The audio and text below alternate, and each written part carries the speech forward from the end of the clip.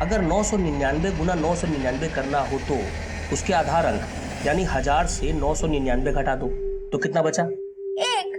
और अब इस 1 को 999 से घटा दो तो कितना बचा? 998। अब इस 1 के आगे 2 जीरो लगाओ तो हुआ 9,98,001। हाँ, इसे कहते हैं वैदिक गणित। न कैलकुलेटर की जरूरत न कॉपी घिसने की, बड़ा बड़ा हिसाब किताब मिनटों में हो जाता है। वाह पापा, ये तो एकदम आसान है। हम आपके जैसे वैदिक गणित की विद्या तो सीख लेंगे, पर उससे पहले हमें आपके जैसे टेम्पो चलाना सीखना है। अरे वो भी सिखा देंगे, लेकिन उसके लिए पहले तुमको 18 साल का होना पड़ेगा। ज्यादा सर पर मत चढ़ाओ इससे, लक्षण ठीक नहीं है इसके। सब ठीक है, तो हमेशा इससे मुंह फुलाए रहती हो, पता नहीं कहाँ है। हम मुंह फुलाए रहते मतलब? तो कहाँ है? मुंह तो फुलाए रहती हो। पापा रुकिए, मम्मी हमको बस बस हमको मक्खन मत लगाओ, हम तुमको अच्छे से समझते हैं।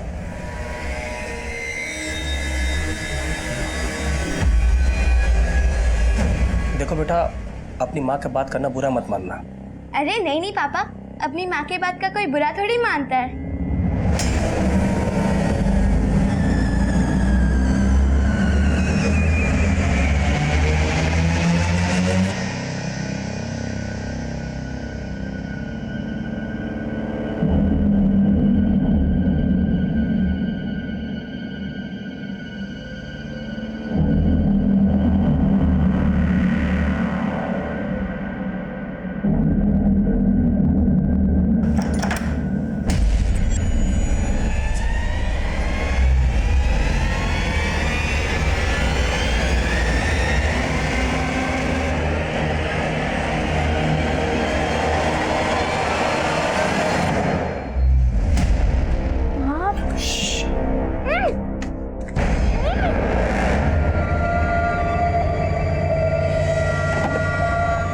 मीनू, ए मीनू, मीनू, ए मीनू, कौन है? रुक! चल! कौन था बेटा? अरे मैं कह रही हूँ ना, इसके लक्षण ठीक नहीं है। देखो मुंदेली, तुम बकवास मत करो। बेटा तुम डरो मत, चलो घर।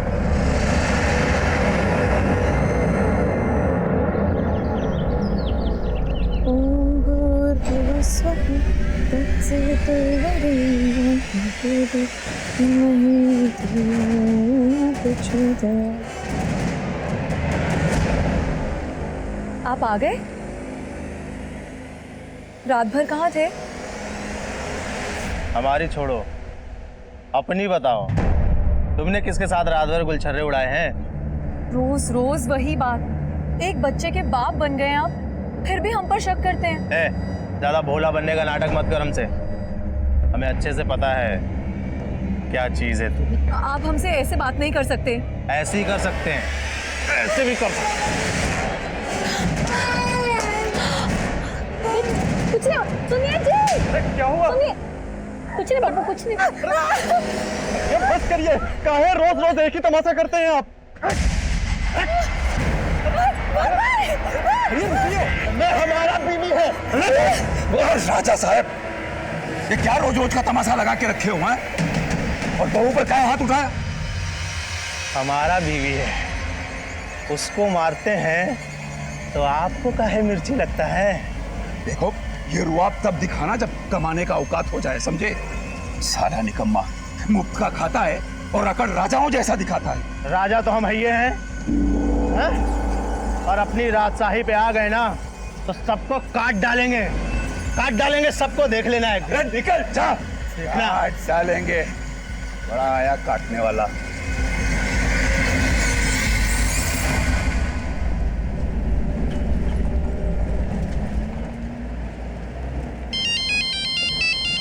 रुको पापा, मैं आपको फोन उठा के देती हूँ। हेलो,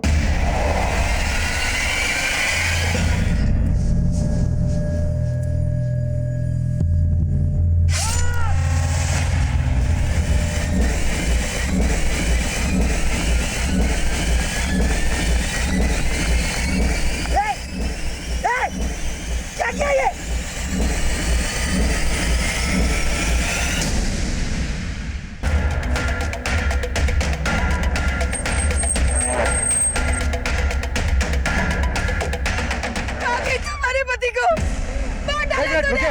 मेरे साथ क्या किया ऐसा? छोड़िए। एक मिनट मैडम, आप इसकी भोली शक्ल पे मत जाइए, इसने मारा हमारे पति को।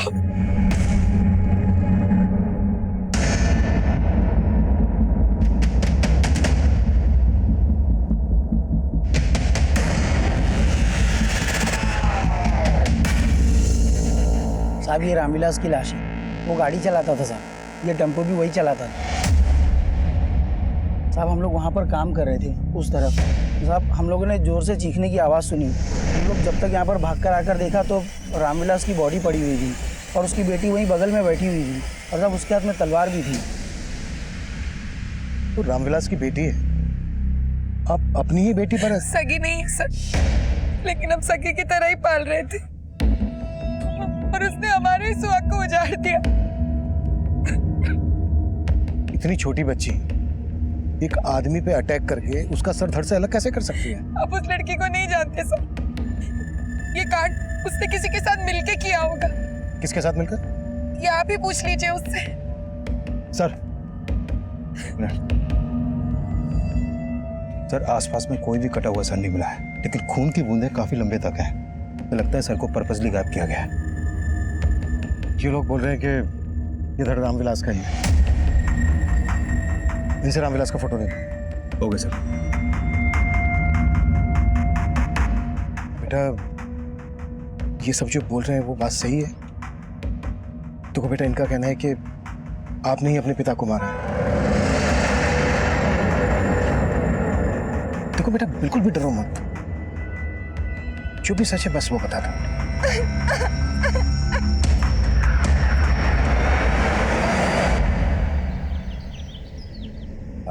ले बेटा बंटी, थोड़ा और ले बेटा, थोड़ा और खा ले। अरे बंटी बेटा थोड़ा थोड़ा। पापा, वो हमको ना जतिन भैया के साथ रहने में जम नहीं रहा है। संगीता भी पेट से हो गई अब, और हम। अरे वाह नवीन, क्या तारीफ कर रहे थे हमारी? हैं? अरे मुंह कहे घुमा रहे हो, इधर देखो, हम बड़े ताऊ बनने वाले हैं। इतना खुशी का बात हमको बताया ही नहीं है?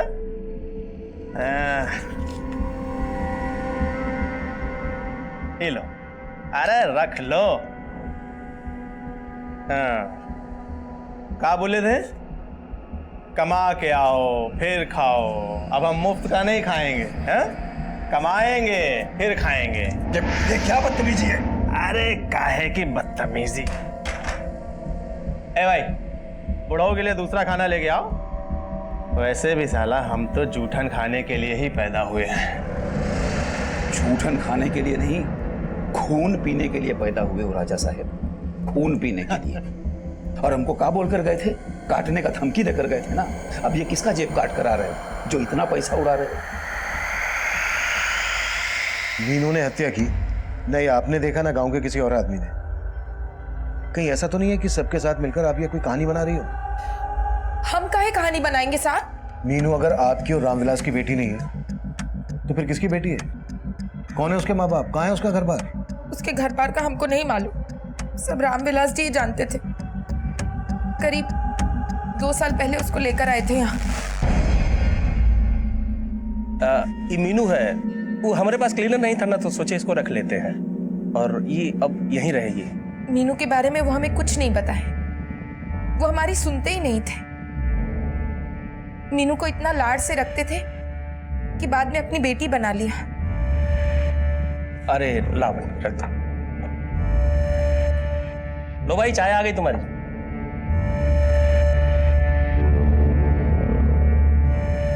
देखो अब ये भी आ गई तुम्हारा हाथ बटाने के लिए।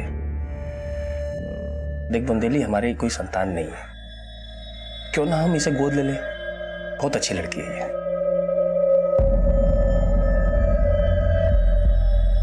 वो लड़की तो हमें शुरू से ही चंट लगती थी। रामविलास जी भोले थे जो उसकी बातों में आ गए। साहब हमको उस लड़की के बारे में पता नहीं था, लेकिन हमको रामविलास की नीयत पर शक था। कैसा शक?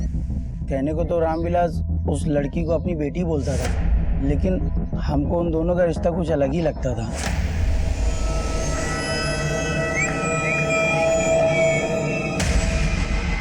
अच्छा, ये रामविलास मीनू को लाया कहाँ से था? साहब, मीनू कहाँ की है ये तो हमें नहीं मालूम, लेकिन पिछले 15 दिनों से एक आदमी लगातार यहाँ आ रहा था। मीनू को अपने साथ ले जाने की कोशिश कर रहा था और उस दिन रामविलास जी ने उस आदमी को धक्के मार के घर से निकाल दिया। भाग जा, भाग। आगे से दिखा तो काट कर देंगे। अब मीनू के साथ कोई रिश्ता नहीं तुम्हारा। भाग, आ यहाँ से, भाग।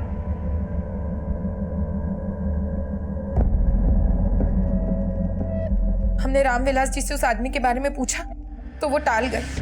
हमने मीनू से भी पूछा, उसने भी कुछ नहीं बताया।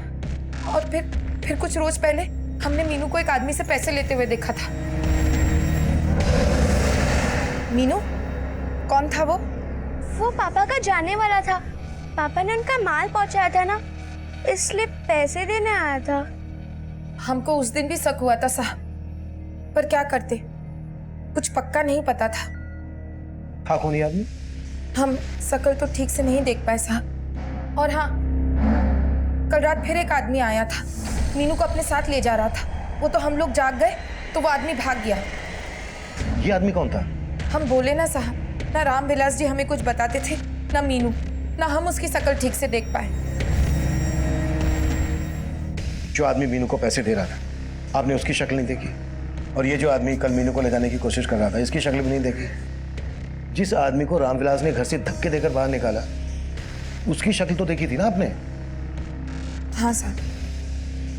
इसका स्केच बनवा सकते हैं? कोशिश करते हैं। अड़ोस पड़ोस वाले रामविलास और मीनू के रिश्ते को लेकर शक जता रहे हैं। और रामविलास की पत्नी बोल रही है कि मीनू से मिलने कोई आदमी आता था। ये चक्कर को समझ में नहीं आ रहा है। सर, क्या सर वाकई एक छोटी सी बच्ची ने हत्या की होगी? नो कमेंट्स, हमारी जांच चल रही है अभी। लेकिन सर अभी तक रामविलास का कटा हुआ सिर नहीं मिला है। क्या वो लाश वाकई रामविलास की है? अभी इस स्टेज पर कुछ भी कहना जल्दबाजी होगी। जैसे ही हमारी जांच से कुछ पता चलता है, आप लोगों को इत्तला कर दिया जाएगा। Thank you sir. एक बात और सर। Thank you.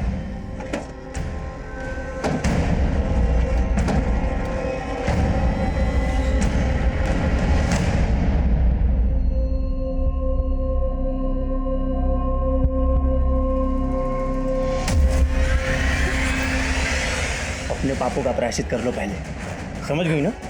और अपना ही सम्मोहन शक्ति हम पे आजमाने का कोशिश मत करो। छोड़िए हमें, छोड़िए, छोड़िए। पापा चिल्ला के हमको और जलाओ। बच्चे के साथ यही सब कुछ करना था तो पैदा काहे किए रे? पैदा काहे किए हैं? अगर आपने पापा जी पे हाथ उठाया ना तो हम भूल जाएंगे कि आप हमारे पति हैं। तुम तो पहले भी भूल चुकी थी कि हम तुम्हारे पति हैं।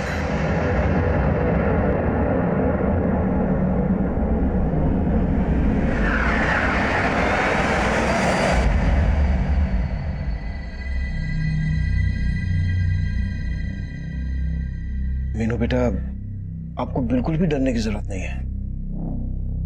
बस बेटा, जो भी सच है वो बता दो।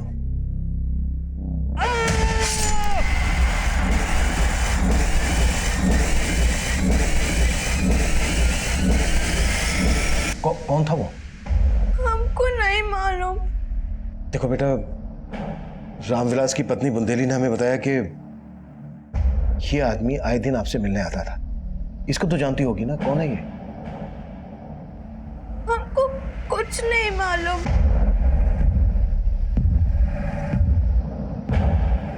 ओके बेटा, कोई बात नहीं।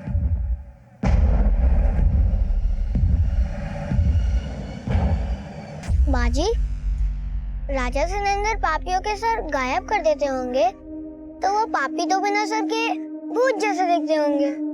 ये भूत कुछ नहीं होता है, समझे? अच्छा, तो राजा सिलेंडर कैसे दिखते हैं? उनका फोटो है क्या आपके पास?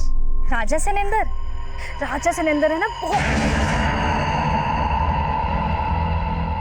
अच्छा बच्चों, अब बाकी ये कहानी है ना हम आपको बाद में सुनाएंगे। अबे मेवे भी तो बेचने जाना है। अब आपको कहानी सुनाते हुए तो पेट नहीं भरेगा, बाद में मिलते हैं। हाँ, ये आदमी आए दिन मीनू से मिलने आ रहा था, ऐसा रामविलास की पत्नी बुंदेली का कहना है।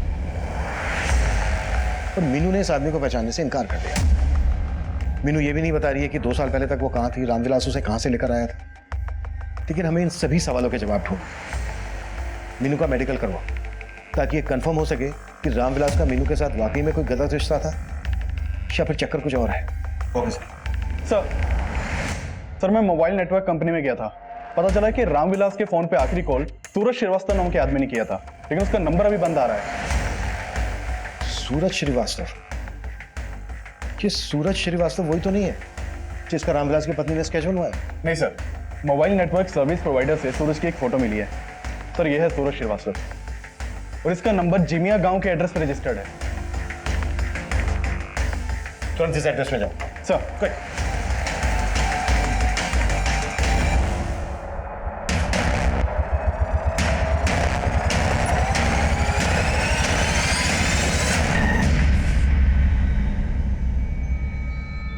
ए भाई सुनो, ये सूरज श्रीवास्तव का घर है ना? जी सर, यही है श्रीवास्तव। कहाँ है वो? अब कहाँ ये तो नहीं मालूम, लेकिन भाड़े की गाड़ी चलाता है, कभी कभार ही आता है यहाँ पे। लेकिन हमने 2 दिन पहले उसे देखा था। साहब सूरज लंबे लंबे टूर पे जाता था, लेकिन जब भी जाता था कई दिन लौट के नहीं आता था। और ये सूरज के घर वाले? साहब वो तो यहाँ पे अकेला रहता है। हाँ संदीप। सर सूरज तो 2 दिन से गायब है। उसके पड़ोसी से उसका एक नंबर तो मिला, लेकिन नंबर बंद आ रहा। और सर रामविलास को भी यहाँ पे कोई नहीं जानता, बल्कि सूरज को रामविलास के साथ कभी किसी ने नहीं देखा। सूरज की गाड़ी का नंबर हर बीट चौकी टोल नाका पर भेजो, उसका पूरा रूट स्कैन करो। सर।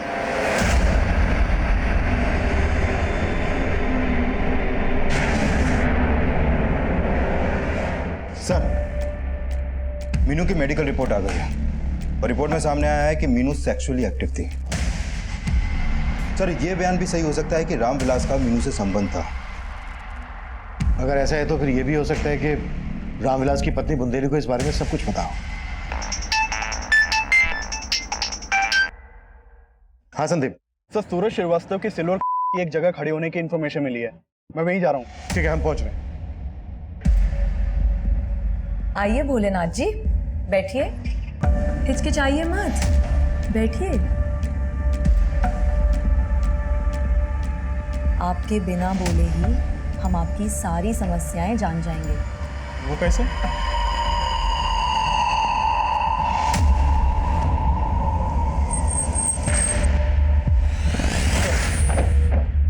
सर ये सूरज श्रीवास्तव की गाड़ी है और यहाँ गाड़ी के नीचे कटा हुआ धड़ मिला है। ये रहा सर। सर यहाँ आसपास कहीं भी कटा हुआ सर नहीं मिला, लेकिन हमारी टीम हर जगह छानबीन कर रही है। बड़ी बाहर निकलो।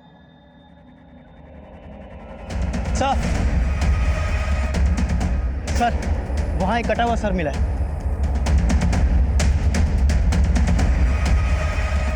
ये देखिए सर।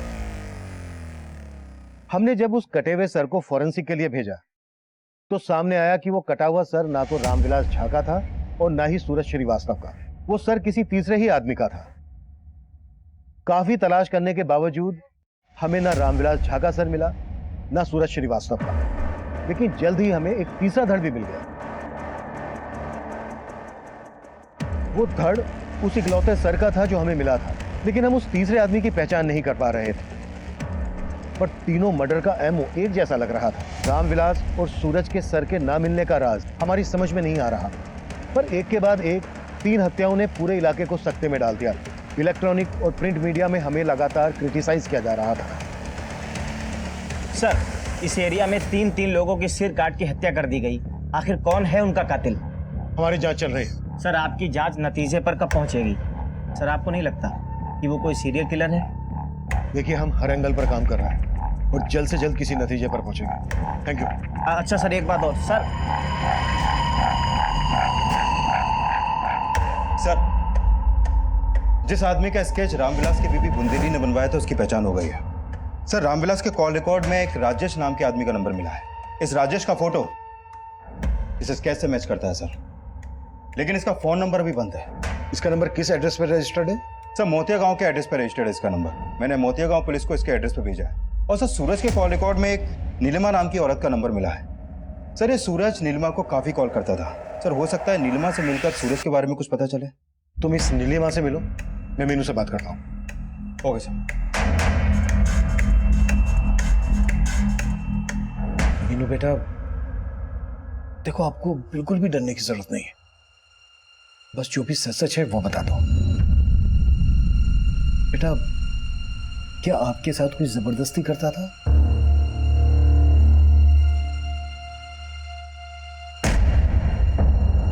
बेटा, क्या आपके साथ जबरदस्ती रामविलास? नहीं, वो मेरे सगे पापा थे। बेटा, रामविलास आपके सगे पापा थे, तो फिर आपकी माँ कौन है?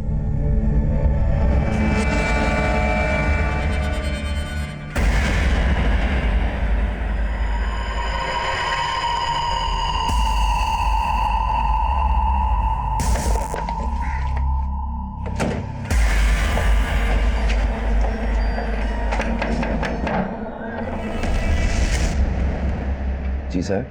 नीलिमा से मिलना है हमें।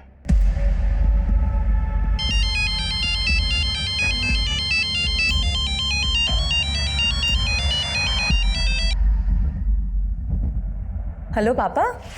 बहू, पुलिस आई है, तुमसे मिलना चाहती है। पुलिस? कौन है आपकी माँ? क्या नाम है आपकी माँ का? वंदना। मैं उनके साथ मोतिया गांव में रहती थी। मोतिया गांव?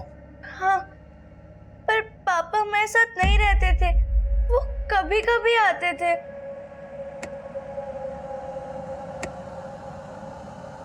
दो साल पहले मेरी माँ गुजर गई, मैं मामा के साथ रहने लगी, लेकिन मेरे मामा मेरे साथ। मीनू बेटा, तो आपके मामा आपके साथ ये गंदा काम करते थे?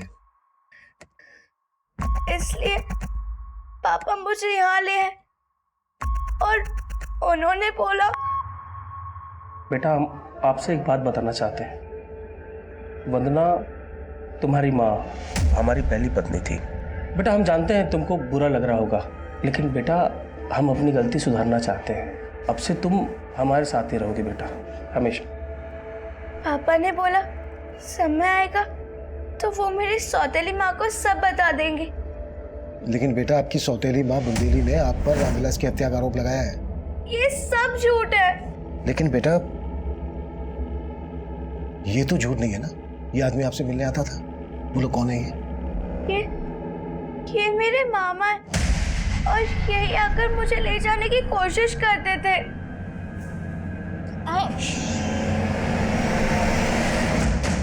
मेरे मामा हमको कहीं ले जाकर बेच देना चाहते थे। आपने इस बारे में हमें पहले तो कुछ नहीं बताया। हमें समझ नहीं आ रहा था। मीनू, कहीं ऐसा तो नहीं है कि तुम्हारे मामा ने ही तुम्हारे पापा को? नहीं, वो कोई और था। कौन था वो? हमको नहीं मालूम। सर, मीनू, एक मिनट सर। मोतिया गांव की पुलिस मोतिया गांव गई, राजेश वहां से भी गायब। इस राजेश का लुकआउट नोटिस जारी करो, पता करो ये कहाँ जा सकता है, और उसका फोन नंबर भी सर्विलेंस पे डालो। सर।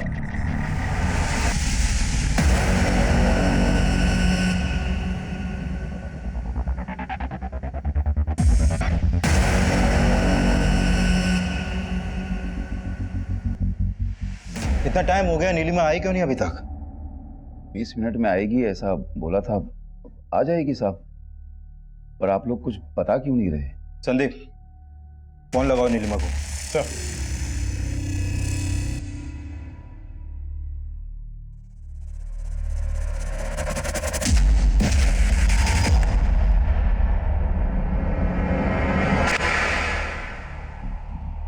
ये कौन है?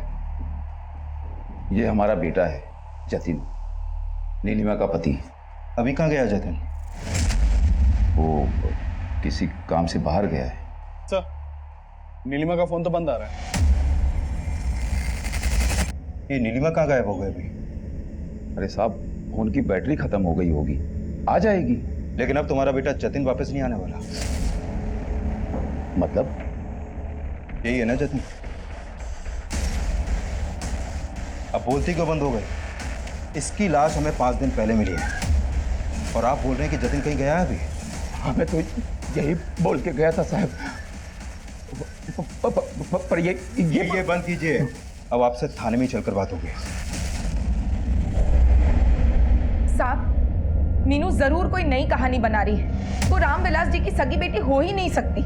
ये सब बोल के वो हमारे मरे हुए पति को बदनाम कर रही है। हमने मालूम किया है, रामविलास अक्सर मोतियानगर जाया करता था, जहाँ मीनू की माँ वंदना रहती थी। अरे साहब, हमारे पति टेम्पो चलाने पता नहीं कहाँ कहाँ जाते थे। आप मीनू की बातों में मत आइए। वो रामविलास जी की सगी बेटी नहीं हो सकती। वो तो हम डीएनए से पता लगा लेंगे, पर कहीं ऐसा तो नहीं है कि तुम इस बारे में सब कुछ जानती थी और इसी बात का बदला लिया तुमने रामविलास से? नहीं साहब, हमें कुछ नहीं पता था। हम आपसे कह रहे हैं ना, मीनू झूठ बोल रही है। सर, जो कटा हुआ सर और धड़ में मिला था वो नीलिमा के पति जतिन का था। What? और नीलिमा कहाँ है? सर, नीलिमा कहीं गायब हो गई है, लेकिन मैं उसका पता लगवा रहा हूँ। अभी तो मैं जतिन के फादर और उसके छोटे भाई को थाने ला रहा हूँ। एक एक करके राजा सैनेंद्र ने कई सारे पापियों का संहार कर दिया। संहार कर दिया मतलब? संहार यानी उस दिन बताया था ना, राजा सैनेंद्र है ना, पापियों को मृत्यु लोक पहुंचा देते थे। मृत्यु लोक? ये कहाँ होता है? मृत्यु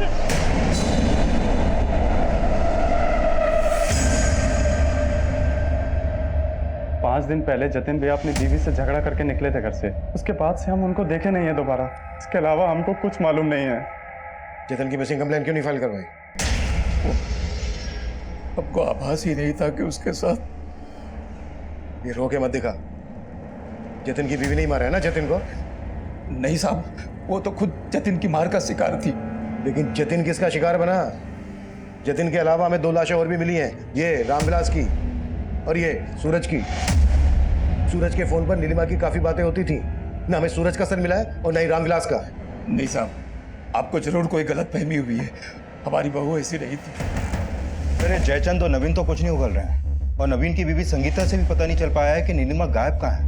सर, नीलिमा के बारे में एक चौंकाने वाली बात पता चली है। नीलिमा सम्मोहन करती थी। सम्मोहन? जी सर, और नीलिमा के ज्यादातर क्लाइंट्स मेल थे। सर, रामविलास नीलिमा का क्लाइंट था या नहीं ये तो कंफर्म नहीं हो पाया, लेकिन सूरज श्रीवास्तव नीलिमा का ही क्लाइंट था। सर, कहीं ये नीलिमा सर गायब करके वाकई में कोई तंत्र मंत्र तो नहीं करती? हमें रामविलास और सूरज के सिर्फ धड़ मिले, सर नहीं, जबकि जतिन के सर और धड़ दोनों मिले। और सर, पूछताछ में यह भी पता चला है कि नीलिमा की अपने पति जतिन के साथ बनती नहीं थी, बल्कि जतिन को उसके परिवार वाले खुद नापसंद करते थे। और जतिन का छोटा भाई नवीन, वो तो अपना हिस्सा लेके घर से अलग होना चाहता था। नवीन की वाइफ संगीता से सख्ती से पूछताछ करो, और नीलिमा के जितने भी क्लाइंट हैं सबसे पूछताछ करो। और मीनू के मामा राजेश की क्या अपडेट है? सर, राजेश का नंबर सर्विलेंस पे है। सर, ये तो साफ है कि राजेश मीनू की स्वर्गीय मां वंदना का ही छोटा भाई था, लेकिन मोतिया गांव के लोग ये दावे से नहीं कह रहे कि रामविलास ही वंदना का पति था। सर, पहले तो मीनू ने राजेश को लेकर कुछ नहीं बोला था, और अब रामविलास को अपना सगा पिता बता रही है। सर, मुझे लग रहा है कि ये मीनू अब भी हमसे कुछ छुपा रही है।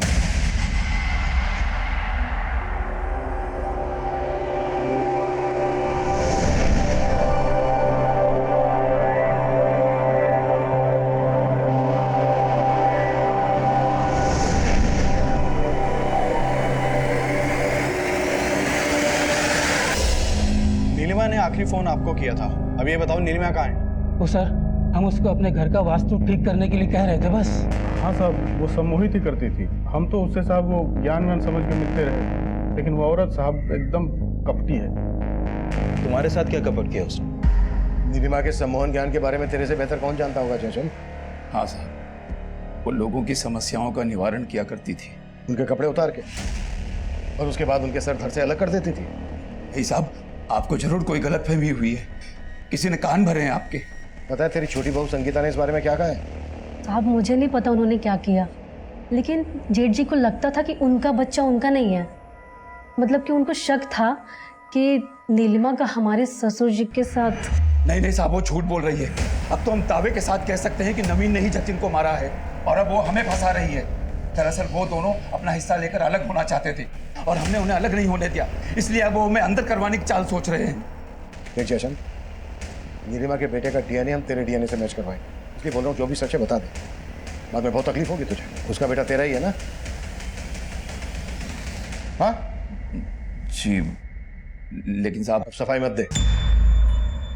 नीलिमा ने रामविलास का सर गायब किया, सूरज का सर गायब किया, जतिन को मारा। ये बोल, इस सब में तू भी उसके साथ शामिल है ना? नहीं साहब, बिल्कुल नहीं। नीलिमा कहाँ है ये बोल। हमको नहीं मालूम साहब।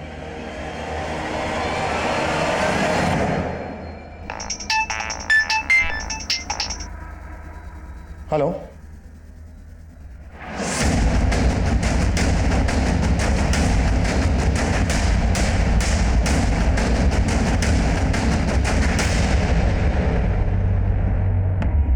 सर नीलिमा का फोन इसी एरिया में बंद हुआ था। तो मतलब ये नीलिमा तब हमारी प्राइम सस्पेक्ट थी, इसलिए हम सोच रहे थे कि शायद हमारा ध्यान भटकाने के लिए नीलिमा ने किसी दूसरी औरत का सर गायब किया है और उस धड़ को अपनी पहचान देने की कोशिश की है, पर हम गलत साबित हुए। उस धड़ का डीएनए नीलिमा के बेटे के डीएनए से मैच हो गया, वही मीनू का डीएनए रामविलास के डीएनए से मैच हो गया, जिससे यह साफ हो गया कि मीनू रामविलास और वंदना की ही बेटी है। एक के बाद एक 4 हत्याएं हमारे सामने आई। ये हत्याएं क्यों और किस मकसद से की जा रही थी कि हम समझ नहीं पा रहे। तब कई सस्पेक्ट हमारी रडार में। मीनू के मामा राजेश का फोन सर्विलेंस पर था। जैसे ही उसने अपना फोन ऑन किया, हमने जीपीआरएस के जरिए उस जगह को ट्रैक डाउन कर लिया जहां पर राजेश छिपा हुआ। मीनू का मामा राजेश अपने इस बयान पर कायम रहा कि उसका इन हत्याओं में कोई हाथ नहीं है। लेकिन तब अचानक से इस केस को अपने अखबार में हेडलाइन देने वाला पत्रकार देवेंद्र इस केस की एक चौंका देने वाली हेडलाइन बनने वाला था। मेरे न्यूज़पेपर में काम करता है, 2 दिन से इनका फ़ोन नहीं लग रहा है और इनके घर पर ताला लगा हुआ। श्री देवेंद्र तो अक्सर मुझसे मिल रहा था इन कटी हुई लाशों की इन्फॉर्मेशन के लिए। हाँ सर, मुझे भी लग रहा है देवेंद्र के गायब होने का चक्कर भी इसी केस से जुड़ा हो सकता है। आपको ऐसा क्यों लग रहा है? सर, वो इस केस को जिस तरह से कवर कर रहा था, हो सकता है उसे इस केस से जुड़ी कोई बात पता चली हो और उसको भी। ये देवेंद्र रहता कहाँ है? उसका एड्रेस दो।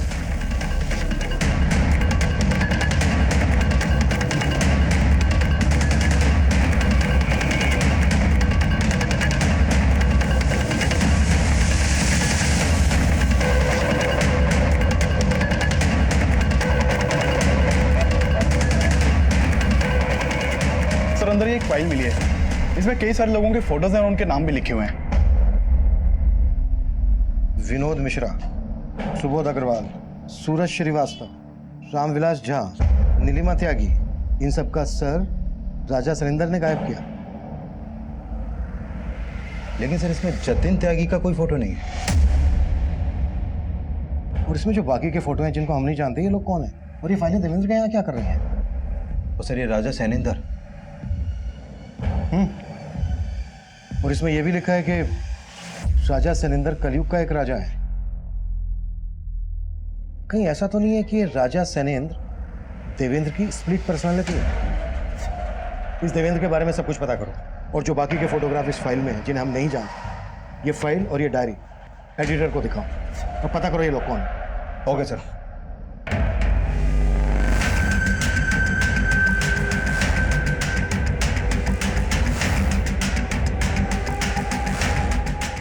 सर ये 28 लोगों के फोटोग्राफ्स हैं। मैंने सूरज, नीलिमा और रामविलास के अलावा इन सभी लोगों के बारे में जानने की कोशिश की। सर इनमें से 13 लोगों की मिसिंग कंप्लेंट सिवान जिले के अलग अलग थाने में दर्ज हुई थी और बाकी के बारे में कोई इन्फॉर्मेशन नहीं है सर। यानी सब गायब। और इस फाइल में लिखा है कि राजा सैनिंद्र ने सबके सर गायब कर दिए। इस राजा सैनिंद्र से जुड़ी कोई इन्फॉर्मेशन मिली? सर फिलहाल ना तो राजा सैनिंदर से जुड़ी कोई इन्फॉर्मेशन मिली है और ना ही इस देवेंद्र के बारे में कुछ पता चला है। लेकिन सर सिवान जिले में 13 लोग जहां जहां से मिसिंग हुए थे वहां पर हमारी पूछताछ जारी है। राजेश और राजा काफी सिमिलर है।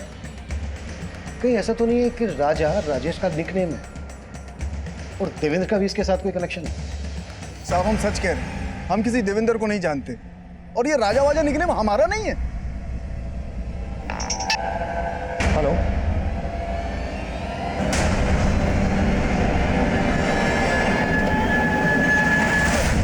सर इस इलाके में एक जमीला नाम की लड़की के बारे में पता चला है। वो यहाँ गली गली घूम के मेवे बेचा करती है और सर वो गली मोहल्ले के बच्चों को राजा सैनिंदर की कहानियां सुनाया करती है। वो गली मोहल्ले बच्चों को मैंने यहाँ इकट्ठा कर लिया है। अंकल, जमीला बाजी कहती थी कि राजा सैनिंदर यहीं कहीं धरती लोक पर रहते हैं और वो पापियों को मृत्यु लोक में पहुंचा देते हैं। अच्छा बेटा, ये जमीला बाजी रहती कहाँ है? मालूम नहीं अंकल, हम तो उन्हें यहीं देखते थे। अच्छा बेटा, इनमें से किसी को जानते हो? हाँ, हमने उस दिन देखा था इनको। ये जमीला बाजी के पीछे गए थे। सर हमने देवेंद्र के कॉल रिकॉर्ड अच्छे से चेक किए थे, लेकिन ना तो उसमें किसी जमीला का नंबर मिला था और ना ही किसी राजा सैनिंदर का। इस राजा सैनिंदर का हिस्ट्री में भी कोई जिक्र नहीं है, लेकिन इस राजा सैनिंदर का जमीला, देवेंद्र और इस केस से जुड़े विक्टिम से कोई ना कोई कनेक्शन जरूर है। सर मैंने इन सभी सस्पेक्ट के बैकग्राउंड खंगाले, जो भी सामने आया उससे तो यही लग रहा है कि ये राजा सैनिंदर सिर्फ देवेंद्र और जमीला से ही कनेक्टेड है। अब तक हम राजा सैनिंदर को देवेंद्र की स्प्लिट पर्सनैलिटी मान रहे थे, लेकिन जमीला बच्चों को राजा सैनिंदर के किस्से क्यों सुनाती थी? कि राजा सैनिंदर कोई है या नहीं, इसका अभी तक कोई ठोस एविडेंस तो नहीं मिला है। लेकिन किसी भी सस्पेक्ट की ऐसी कोई इंफॉर्मेशन मिली है जो राजा सैनिंदर जैसी ही अजीब हो, जो इस अजीब से केस से ताल्लुक रखती हो? सर एक बात है, नीलिमा का एक क्लाइंट है भोलेनाथ, उसके 2 बेटे हैं जिनके नाम अध्यादेश और संविधान है। आपको सुनने में थोड़े अजीब नहीं लग रहे हैं ना? भोलेनाथ के बेटों के खिलाफ कुछ? सर वो दोनों दिल्ली में पढ़ते हैं और वहीं हॉस्टल में रहते हैं, और मर्डर के समय भी वो दोनों दिल्ली में ही थे। बेटे को ये अजीब सा नाम देने वाला है भोलेनाथ। इस भोलेनाथ को मिलने के लिए बुलाओ और इसके कॉल रिकॉर्ड्स भी निकालो। Okay sir.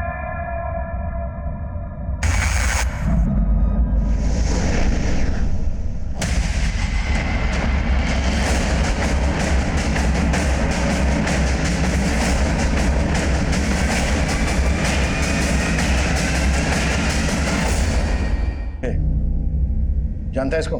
हाँ साहब, ये मेवे बेचा करती है। जमीला का पति भी था, सलीम। हमें पता चला है राजा सनिंदर ने इसका सर गायब कर दिया था। राजा सनिंदर? नहीं जानता, पर सलीम को तो जानता होगा। तेरे कॉल रिकॉर्ड्स में नंबर मिला है हमें इसका। हाँ साहब, ये कुछ महीनों पहले मुलाकात हुई थी इससे। और ये पत्रकार देवेंद्र, इसको भी जानता होगा। साहब ये सब आप मुझसे क्यों पूछ रहे हैं साहब? सुमित, नहीं, रुकिए, बताते हैं। भूख लगी है, पहले दाल पिलाइए।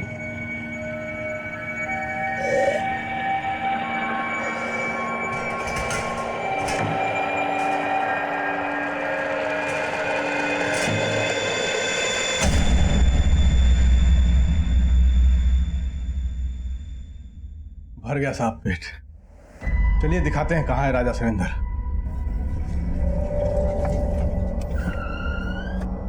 आइए हम आपको दिखाते हैं साहब, आइए। ये देखिए राजा सैनिंदर का पहला इंसाफ। बहुत ज्ञानी आदमी था साहब। और भी हैं साहब यहाँ पे, सूरज अग्रवाल, नीलिमा त्यागी, सब मिला के साहब यहाँ पे 30 खोपड़ियाँ हैं। कुछ तो बाहर भी हैं साहब, आइए हम आपको दिखाते हैं। ये देखिए, ये देख रहे हैं, एक इधर लटक रही है। यहाँ बहुत है, ढेर सारे हैं। इन सब का ये हाल राजा सनिंदर ने ही किया है। तो तू है राजा सनिंदर? हाँ साहब, जब हम बच्चे थे ना तो सब बोलते थे हम मंदबुद्धि हैं। साला जवानी तक हम सुनते रहे सबको। और वो विनोद मिश्रा साला जहाँ देखे हमको बेइज्जत करे, हर जगह नीचा दिखाता रहे। एक दिन उसका गला ही काट दिया। और वो सूरज बहुत सियाना था, वो उसका चालाक खोपड़ी देख के साहब हम ठान लिए अब अगला मगज हमको रामविलास चाहिए। साला बहुत तगड़ा वैदिक गणित जानता था। तो सूरज का फोन से हम उसको कॉल किए। वो साला हमारा इंतजार कर रहा था और हम उसका सर काट के ले गए। सम्मोहन ज्ञानी, नीलिमा बहुत प्रभावित थे साहब उसके ज्ञान से भी। तेरी ये कहानियां जमीला बच्चों को क्यों सुनाती थी? और तेरी इन कहानियों की डायरी और फाइल देवेंद्र के घर क्यों मिली? सूरज से पहले हम 25 लोगों का सर अलग कर चुके थे, पर कोई हमारे प्रताप को जानता ही नहीं था। तो हमने सोचा साहब हमारा चर्चा होना चाहिए। तो जमीला का पति सलीम और नीलिमा के सम्मोहन में आके वो जमीला से बेवफाई करने लगे। वो जो बच्चों को कहानियां सुनाती थी ना साहब राजा सनिंदर की, वो हम ही है। सोचे थे कभी किताब में छपवाएंगे, साला वो देवेंद्र जमीला के पीछे पड़ गया था। मुझे तुमसे कुछ राजा शैलेंद्र के बारे में बात करनी है। लेकिन हमें आपसे कोई बात नहीं करनी। उसको शक हो गया था साहब हम पे। इससे पहले कि वो हमारा चिट्ठा खोलता, हम उसका सर भी गायब कर दिए और धड़ गए। जमीला कहाँ है? साहब उसको छोड़ दे तो हम फंसते। तो देवेंद्र के साथ उसको भी हम गायब कर दिए। जतिन त्यागी, उसको भी हम ही ने मारा। साला उधार लिया था हमसे, दे ही नहीं रहा था तो मार दिया। उसके मगज का सुख हमारे किस काम का, इसलिए आपको उसका सर भी मिल गया और धड़ भी, कर दिया उसका भी इंसाफ। अब तेरा इंसाफ भी होगा। भोलेनाथ उर्फ राजा सनिंदर एक ऐसा मुजरिम है जिसकी मानसिकता को लेकर कई मनोवैज्ञानिक रिसर्च कर रहे हैं, लेकिन जब उसकी मेडिकल जांच करवाई गई तो यही सामने आया कि उसकी मानसिक हालत एकदम ठीक है, वो नॉर्मल है। कोर्ट ने इस केस को रेयर ऑफ द रेयरेस्ट माना और भोलेनाथ उर्फ राजा सनिंदर को उम्र कैद की सजा सुनाई। अब मैं सीनियर इंस्पेक्टर अभिमन्यु जिंदल आप लोगों से विदा लेता हूं।